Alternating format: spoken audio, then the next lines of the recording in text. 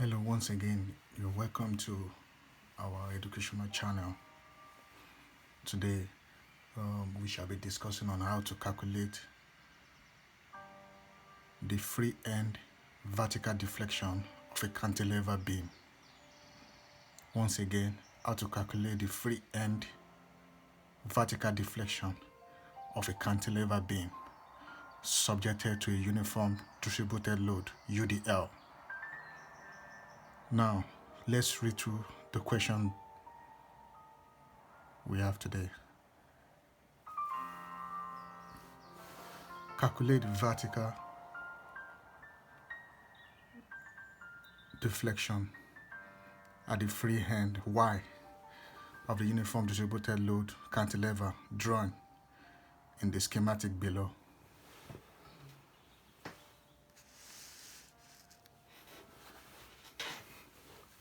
Now, using the schematic given below, we have a cantilever beam subjected to a uniform distributed load of 2 kN per meter with a moment at the right free end 3 kN meter with the length of the cantilever of 5 meter.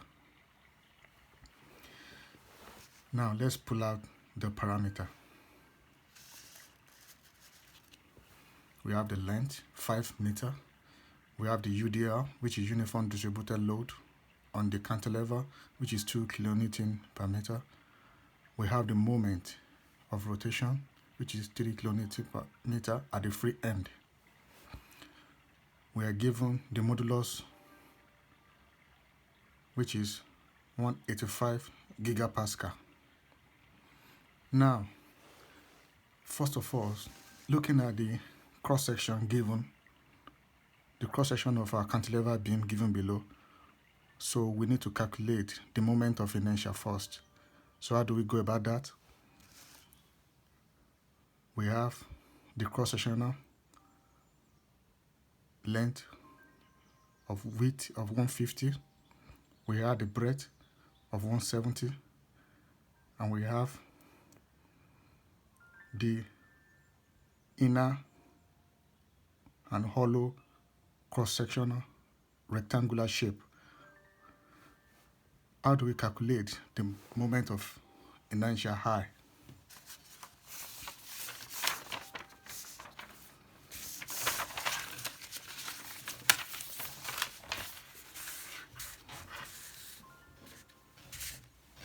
First of all, we have to subtract the inner from the outer hollow. How do we do that?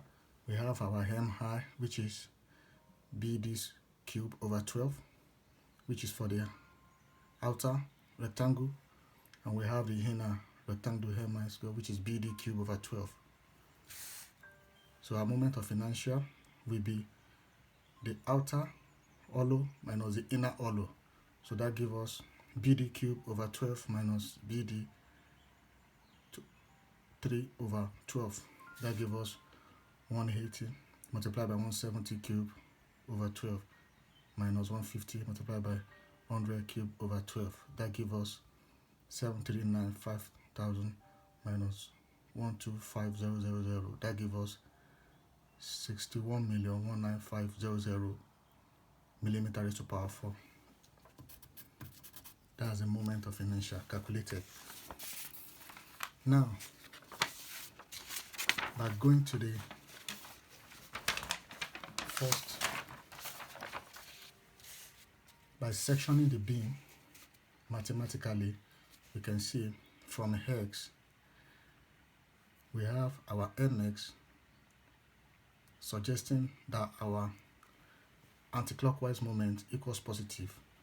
Our negative ms plus 3 minus 2 multiplied by 5 minus x multiplied by 5 minus x over 2 equals 0. So therefore, our moment equation will be minus 22 plus 10x minus s squared calculated. That will be our moment. Now, by summation, the vertical forces, from the section of the cantilever beam, our shear force is tending upward, so that will give us positive minus negative 2 multiplied by 5 minus s equals 0. So our shear force equation will give us s equals 10 minus 2x calculated. So now we have moment equation and shear force equation calculated. Now, by drawing the diagram of the shear force, we have at 0 length, we have the shear force of 10, which is given. At length of 5 meter, we have 0 shear force. So therefore, our diagram will tends slopey towards the side. That's done.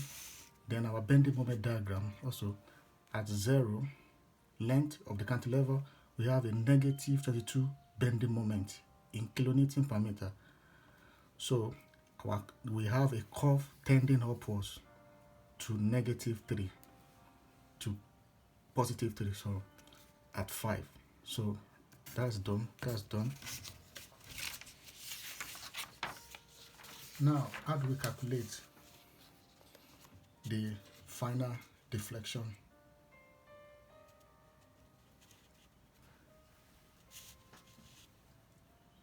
D squared dy over d squared equals minus m over ai, which is the equation of the deflection. Now, by integrating this, we have d squared y over ds squared equals negative minus negative. We substitute our moment of equation, which is 22 plus 10x minus x raised to power square over ei. Don't forget, these are modulus of Young modulus. These are moment of inertia, which we have already calculated. Now we integrate one more time by pulling out the variable here outside. So that gives us s squared over 3 minus 10 raised to power square over 2 plus 22 plus a, which is a constant. Now once again, by doing so, we integrate the second time. Therefore, we have I over ai s squared over 4 minus 5s raised to power 3 plus 22s raised to power 2 ax plus b. So therefore, our equation of the deflection, which is y, equals I over ai s raised to power 4, 12 minus 5s cubed over 3 plus 11s squared plus ax plus b. Now at x equals to 0, that is when the length of the cantilever is equal to 0, y will be 0, that is deflection will be 0. So therefore b, the constant of the integration will be 0. At x equal to 0, dy dx, that is the gradient of the deflection, will be 0. So that gives us a equals to 0. Now a and x equals to 0.